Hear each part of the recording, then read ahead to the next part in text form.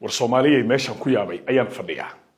doorashadii xasan sheekh xalay uu u soo xirtay shaatiga cad iyo garabaatiga oo la amaanayay oo la lahaa xisbiga madaxweyne xasan sheekh maxamuud ayaa degmooyinka gobolka banaadir doorasho ku dhigaya ilaan waaba doorasho ay caruurtu laba dollar hal dollar ay ku iibinayaan ma rabtaa inaad cod bixiso $1 aan ku hayaa luuqa ii soo gal ma rabtaa inaad degmadaasi adigoo jooga cod aad bixiso imow $2 aan ku siinayaa luuqa ii soo gal guruubyo whatsappka ka samaysan ayaa xalay lagu naadinayay sidii basaskii muqdisho ka shaqaynayay oo kale qiimihii doorasho ee madaxweyne xasan sheekh maxamuud iyo xisbigiisa waa $2 $1 oo kaliya adiga yaabi doonay muuqaalku markuu ku soo gaaro share garee videogana like saar qodobkayga labaad ee barnaamijkana waxaan ku iftiimi doonaa tareenkii xasan sheekh maxamuud iyo taageerayaashii madaxweyne xasan sheekh maanta ma waxaa ka haray in whatsapp group laga naadiyo oo la yiraahdo yaa cod bixinaya yaan $1 siinaa yaan $2 siinaa aaway tareenkii la sheegayay aaway taageerayaashii madaxweyne xasan sheekh maxamuud ma intaa kaliya ka haray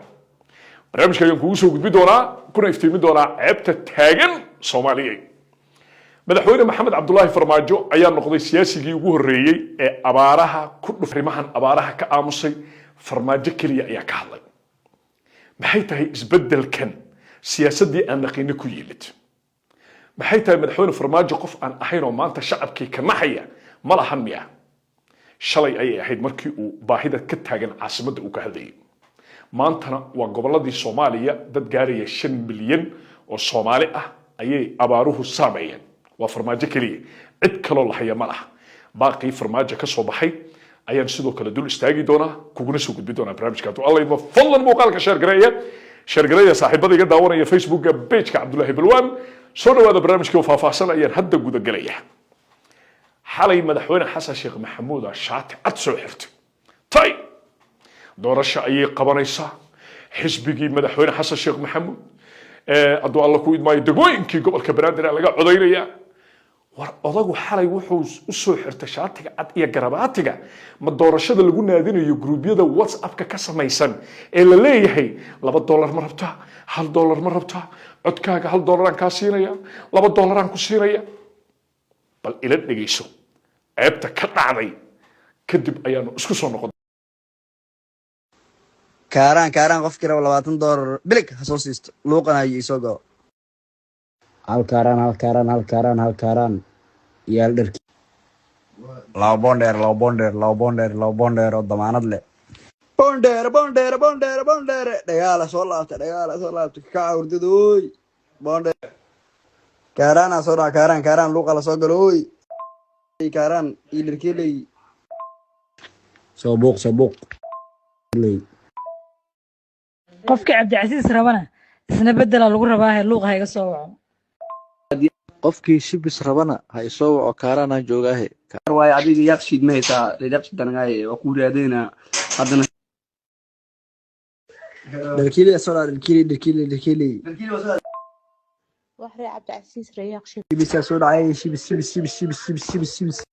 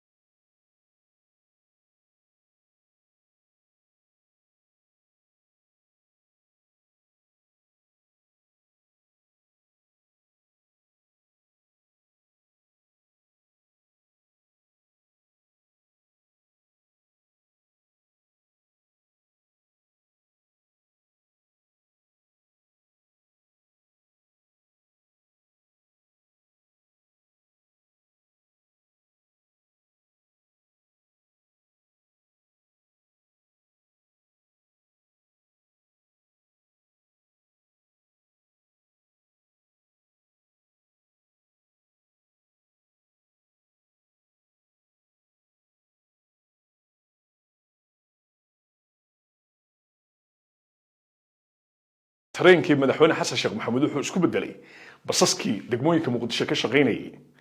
bakaaraha suuqa xoolaha bakaaraha madiina bakaaraha kaaraan marka la rari jiray $2 $1 ayay maraysaa wax kaloo gacan lagu hayo malaha ilaan xalay wixii la bubuuninayay iyo madaxweynihii xalal ahaa life baan kala socdaa dhalinyaradaasi ayaa iib geynayay meeshaasi waxaa nooga cad horta shacbiyad xisbiga madaxweyne xasan sheekh maxamuud uu haysto malaha taasi waa mid maxaa loogu diidayay madaxweyne farmaajo markuu lahaa baahi baa ka jirta soomaaliya gaar ahaan muqdisho صوتي هذا $1 أي دولة بحناش دتك ما أنت عدك حالي يكون بحنا $1 ميينا أحين دتك وفرماج لها نباتة هاي ستا أو هالوقت كلية عنال حاشا الفرماج اللي وجدي هذا الكاس وحنا ركيك وقف العلنية أو لها باهدا وكشة فرماج مقالة مقدشة مجرتو سومو جدا سرعت عطباء السن دتك سيقلدن اسمه يباهي والله اسمه يباهي والله baahidu qofka bini aadamka ku dhacdaa dhismuhuna waa dhismo la dhisay oo lacag lagu bixiyo marka dadka dhiban oo farmaajo ka hadlay kuwa dabaqyada dhistay maaha ee waa dadka shacabka ah ee dhuunta la qabtay maanta waxaan marqaati ka nahay in xisbigii xasan sheekh maxamuud $1 iyo $2 uu bixinayo aaway tariinkii xasan sheekh ee la amaani jiray aaway shacbiyadii madaxweyne xasan sheekh dadkii ma waxa ka haray maanta in gruubyada laga naadiyo oo la yiraahdo fallan luuqa ii soo gal $2 aan bixinaya $1 aan bixinaya ma intaasay noqdeen taageerayaashii madaxweyne xasan sheekh horta maanta kadib way noo cadaatayo shaki kuma jiro in shacbiyadii madaxweyne xasan sheekh maxamuud ay meesha ku dambayso wixii xalay la buubuuninayo odaga uu labiska u soo xirtay oo naloogaga dhigayay wacdaro weyn intaasay ahayd dadkana in baahida looga faa'iideysto la yiraahdo $2 aan bixinayna ee banaanka u soo baxa in dadka $1 iyo $2 kaliya maanta cod looga raadiyo ayay maraysaa ceebtaasi wixii ku soo kordha waa ku ka soo warami doonaa insha Allah hadii Allah idmo Soomaaliya abaara ayaa ka jira annagoo dhan waa wada ognahay abaarahaasi waxa ka aamusay madaxdii qaranka waxa ka aamusay siyaasiyiintii mucaaradka farmaajo kaliyan hayna cid aan farmaajo ahayn oo shacabkaasi dhiban ee abaaruhu ku dhufteen u qayla dhaaminaya waa un farmaajo shacabkii buu la murugoonaya shacabkii dhibaatada gaaraysa ayuu maxamed cabdullaahi farmaajo maanta u damqanaya ragna kursigay bursanayaan ragna dhibka iyo dhibaatada shacabka haysatay ka fakarayaan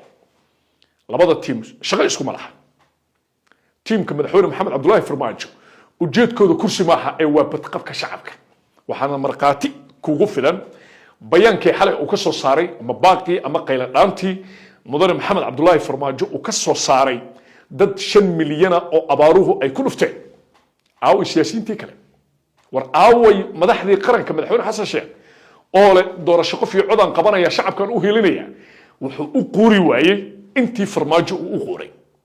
inuu madaxweyne maxamed cabdullaahi farmaajo maanta yiraahdo war aaway dawladii war aaway ganacsatadii war aaway waxgaradkii war aaway dadkii Soomaaliyeed uu maanta shacabka u hadlo madaxweyne xasan sheekh maxamuud waa laga waayay ra'iisul wasaare xamse cabdi barre waa laga waayay siyaasiyiinta mucaaradkana waxaan leeyahay ilma adeer ragaalo kursi kaliya ha raadinina dadka u damqada dadka u hadla laakiin maalintii madaxweyne xasan sheekh aad siyaasad uga baahataan inaad bayaan soo saartaan oo tiraadaan anagoo koox hebel ah waxa ka wanaagsan maalintii shacabku dhiban yihiin shalay muqdisho u hadlayay maxamed cabdullaahi farmaajo baahida ka jirta maantana abaaraha ku dhuftay gobolada dalka qof walba oo muwaadin oo Soomaaliyeed qiimo gaar ah ugu fadhiya madaxweyne maxamed cabdullaahi farmaajo laakiin siyaasiyiinta kale kursigaas u daran maxayisiin iyo amaana iga tahay maya ma qabiil ahaan miyaan maxamed cabdullaahi farmaajo kaaga iibinaya maya xayisiin ma aha marqaatiyaad ka tahay abaaraha gobolada ka jira sidoo kale marqaati baa ka tahay farmaajo kaliya inuu ka soo hadlay